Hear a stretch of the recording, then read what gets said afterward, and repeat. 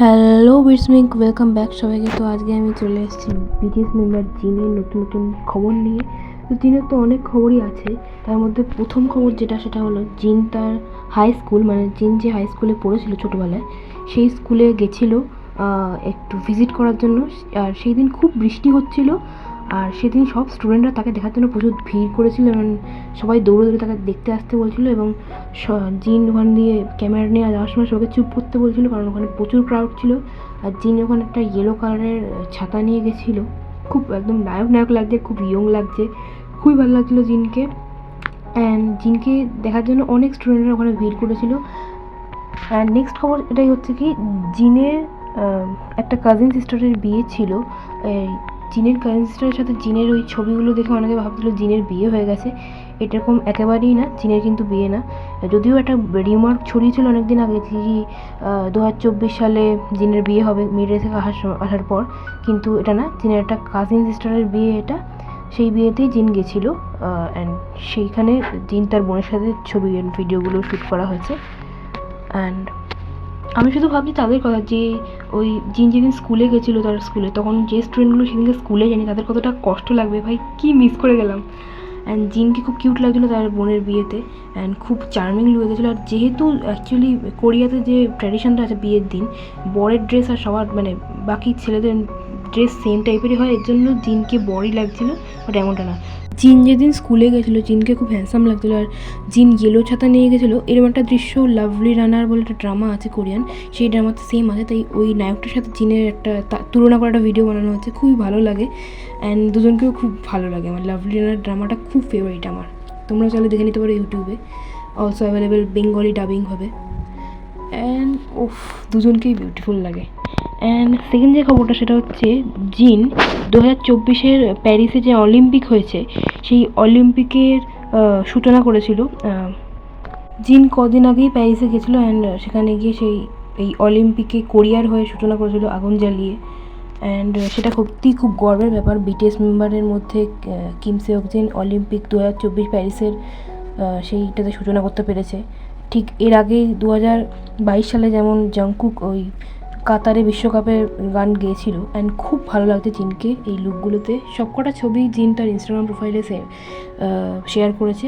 And জিন এখন একটা কোম্পানির হয়ে ব্র্যান্ড অ্যাম্বাসাডার, একটা জুয়েলারি কোম্পানির ব্র্যান্ড অ্যাম্বাসাডার। আর জিনের অনেকগুলো ছবি ইনস্টাগ্রামে তোমরা দেখতে পাচ্ছ, হেডফোন লাগানো কিছু ছবি।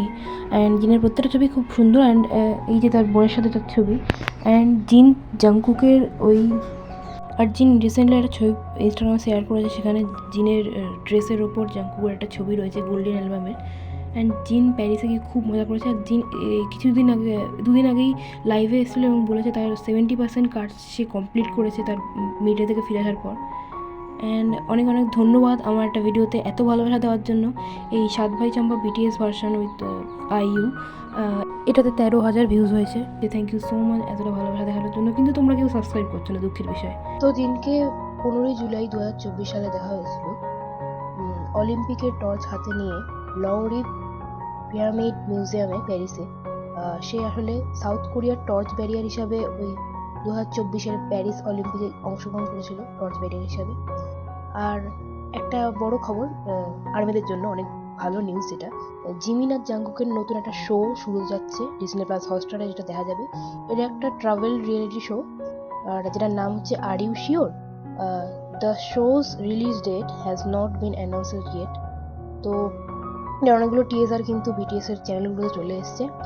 এটা কিন্তু ডিজনি প্লাস হটস্টারে দেখা যাবে। এটা কিন্তু জাংকুক আর জিমিন অনেক বছর, মানে 1 বছর আগে অনেক শ্যুট করেছিল হয়তো, মেবি, কারণ অনেক রকমের পোস্ট তেহংয়ের আর জাংকুকের পোস্টে দেখা গেছে এরকম টাইপের। ওরা জেজু আইল্যান্ডে ঘুরতে গেছিলো, তারপর নদীর সামনে দিয়ে নানা রকম ভিডিও, ছোটো ছোটো ক্লিপস দেখতে পাচ্ছি আমরা।